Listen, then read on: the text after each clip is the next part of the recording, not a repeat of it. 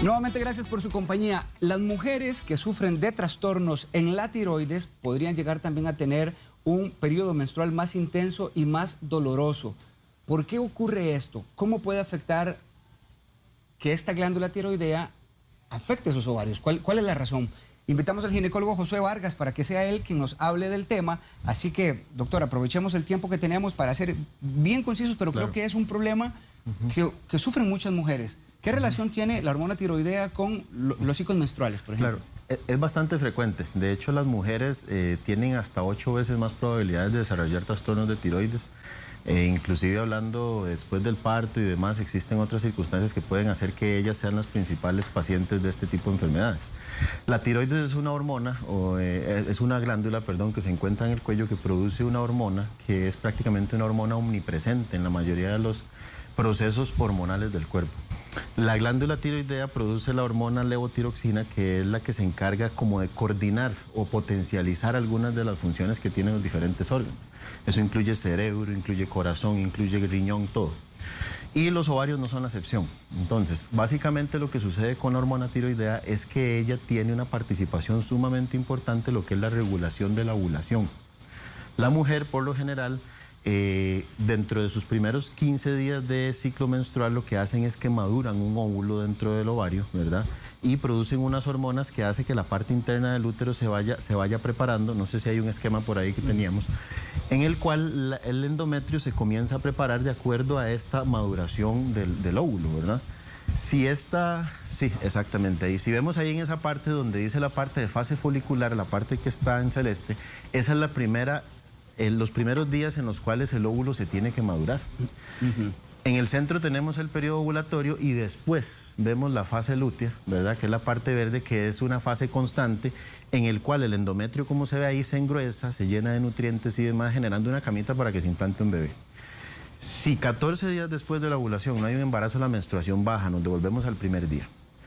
Pero el detalle está en que la parte que dice ahí, fase folicular, depende mucho de que el desarrollo del óvulo sea óptimo. Entonces, si este desarrollo del óvulo no es adecuado, se puede alargar esa fase. Y una vez que esa fase se alarga, tenemos un problema, y es que eventualmente el endometrio se va a sobreestimular. Eso es como ponerle levadura al endometrio. Si la paciente, por ejemplo, no dura 14 días, sino que dura 21, 30, 35, 40 días sin madurar ese óvulo, digamos que la paciente ovula el día 40, esa paciente va a menstruar hasta el día 55. Entonces estamos hablando de que esa paciente va a tener lo que se llama una oligomenorrea, que la paciente tiene irregularidades menstruales y no menstrua con regularidad. La hormona tiroidea puede enlentecer ese proceso ovulatorio. De manera que si tenemos un trastorno como hipotiroidismo o algunas pacientes que pueden tener hipertiroidismo, esa ovulación se va a ver afectada. Entonces esas pacientes, al tener esa ovulación afectada en la fase folicular, que es la celeste que vemos ahí, ya no le van a durar 14 días, sino que le puede durar muchísimo tiempo más. Y si a eso le agregamos que en esa fase el endometrio se estimula, y por decirlo de una forma entendible, en la fase lútea es como cuando ya entra al horno y se esponja, eventualmente entre más levadura tenga yo, mayor cantidad de sangrado, mayor cantidad de dolores para expulsar los coágulos, y eso hace que la paciente comience a manifestar cambios inclusive de retención de líquidos y demás. Doctor, toda mujer, porque incluso lo hemos entrevistado también a usted, con el tema de que la estadística de mujeres que padecen de hipotiroidismo e hipertiroidismo es bastante alto, sobre todo en esta relación que tiene que ver con temas de ovulación. ¿Toda mujer que tiene una condición de alteración en la tiroides va a presentar problemas menstruales? No necesariamente, pero es uno de los síntomas más frecuentes. La alarma empieza cuando la paciente comienza a sentir, por ejemplo, cambios en su forma de, en su vida diaria. Comienza a tener trastornos como cansancio, cambios de humor, aumento de peso, intolerancia al frío, caída de cabello, uñas quebradizas, y después de un tiempo puede que comiencen a aparecer los trastornos menstruales. Pero es muy impredecible saber cuál de todos los síntomas va a presentarse primero, porque yo he tenido pacientes que inician o presentan el inicio de su hipotiroidismo con un trastorno menstrual. Entonces, la respuesta es, todas lo van a tener, no necesariamente, pero si usted, la señora que está en la casa, es hipotiroidea o considera que podría tener ciertos síntomas como los que mencioné anteriormente, no olvide siempre controlar su ciclo menstrual.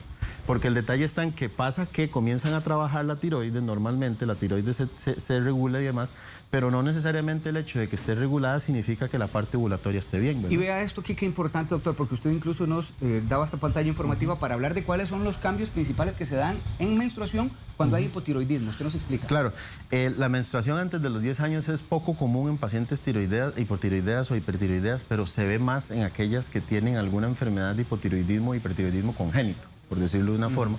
Son pacientes que ya tienen trastornos menstruales, trastornos de la tiroides de mucho tiempo atrás. Pero lo que es más importante es tomar en cuenta estos dos últimos, que es menstruación abundante y dolor menstrual fuerte. Como comentábamos anteriormente, la menstruación abundante es básicamente porque la cantidad de endometrio que se queda dentro del útero es muchísimo. Entonces, si esta paciente, por decirlo de una forma entendible, dura 2 o 3 o 4 meses en generar su ovulación, va a durar 4 meses en menstruar. Entonces, en esa menstruación es posible que ella menstrue todo lo que tenía que haber menstruado en los 4 meses anteriores, para hacerlo de una forma entendible. Eso va a ser mucho sangrado, o sea, estamos hablando del sangrado de 4 menstruaciones acumuladas o más. Estamos hablando también de que tiene que sacar mayor contenido del útero y entonces el útero tiene que hacer contracciones casi que de un mini parto para poder expulsar la sangre.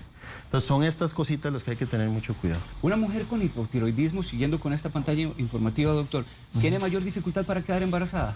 Es posible que sí, porque el detalle está en que como tenemos un trastorno de la ovulación, normalmente una mujer en condiciones regulares ovula en 28, tiene su ciclo menstrual en 28 días. Entonces, como regla general, ovulan una vez al mes.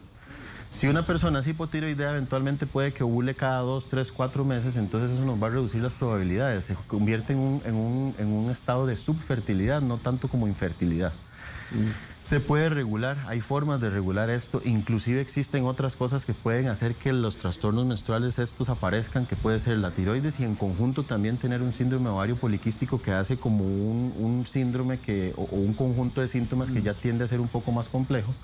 Pero el detalle está en que el prestarle atención a los trastornos menstruales que podrían venir en una mujer hipotiroidea es como el mensaje principal, porque muchas se quedan por ahí. Y el detalle está en que esto, si nosotros conversábamos anteriormente de que había un sobreestímulo dentro del endometrio, si eso se mantiene mucho tiempo puede producir ya trastornos como hiperplasias endometriales, que son lesiones precancerígenas, o inclusive ya cáncer de endometrio a largo plazo. Si a eso le agregamos que la paciente hipotiroidea o la paciente que padece problemas tiroideos tiende a ser siempre un poquito sobrepeso, esto también puede tener un factor de riesgo para que esta paciente dentro de su enfermedad manifieste cosas en el útero que pasan desapercibidas, porque prácticamente llega a ser el último órgano al cual se le presta atención, ¿verdad? Sí, en el caso del hipertiroidismo, ya veíamos hipotiroidismo. Explíqueme acá, doctor, ¿cuáles son las alteraciones que ocurren a nivel menstrual? El hipertiroidismo tiene una particularidad y es que muchas veces lo que hace es lo mismo. Lo que pasa es que tiende a ser un poco más fuerte o más incisivo en el sentido de frenar la ovulación. El hipertiroidismo es una condición en la cual la hormona tiroidea se eleva al punto de que puede producir trastornos, por ejemplo, del ritmo cardíaco, puede producir trastornos como sudoración excesiva y demás, y dentro de ellos esto, que puede hacer que la ovulación se frene de tal forma, porque el cuerpo tiende a entender que estando en un estado de hipertiroidismo no es muy adecuado un embarazo en ese momento. Entonces el cuerpo solito tiende a generar un retraso ovulatorio. Entonces, es importante tal vez aquí para marcar esto, que los síntomas de un hipotiroidismo o de un hipertiroidismo a nivel ginecológico son similares. Podemos tener nosotros una persona que tiene los mismos síntomas siendo hipertiroidea o los mismos síntomas siendo hipotiroideo, porque los dos extremos generan un efecto sobre la ovulación. ¿Es posible que estos síntomas sean la primera alerta sin que esta mujer todavía se haya dado cuenta de que tiene algún trastorno tiroideo, doctor? Claro, de hecho es bastante frecuente. Nosotros en la consulta ginecológica muchas veces captamos una gran cantidad de pacientes con trastornos tiroideos, por dos razones. Primero, porque muchas consultan por estos trastornos menstruales, ¿verdad? Y muchas de ellas se abren más con uno también por ser un médico que tal vez le pueda abordar su salud en general. Entonces comienzan también a manifestar los síntomas que podrían estar alrededor del problema tiroideo, ¿verdad? Y lo otro es que muchas veces con la revisión de mamas nosotros siempre tendemos a revisar el cuello para ver si esa tiroides está bien. Entonces muchas veces captamos estos casos rápidamente, ¿verdad? Entonces es importante que tomen en cuenta de que durante la revisión ginecológica también esto es una cosa muy importante de revisar. En el dado caso que una mujer haya tenido alguna cirugía en la que se le haya retirado alguna parte de la glándula, claro. por ejemplo, aquí también habrá cambios menstruales. Sí, definitivamente, porque la tiroides, en la mayoría de las veces cuando hay cirugías tiroideas, es por algún nódulo o algún problema de cáncer de tiroides, pero lo cierto es que ya una vez que esa tiroides se retira, ya la paciente entra en un estado de hipotiroidismo conocido como iatrogénico, que es un hipotiroidismo inducido por el tratamiento de la enfermedad tiroidea que tuvo. Inmediatamente esa paciente deja de percibir o deja de tener una producción de la hormona tiroidea, comienza a tener trastornos menstruales. No siempre van a empezar como primer síntoma, como le digo, es común que nosotros los encontremos más seguido porque muchas pacientes consultan por esto inicialmente. Dice aquí Yancy Rojas, doctor, tengo 49 años, tengo ovario poliquístico y tengo un nódulo tiroideo. Hace aproximadamente 4 años no tengo menstruación. ¿En qué me puede afectar?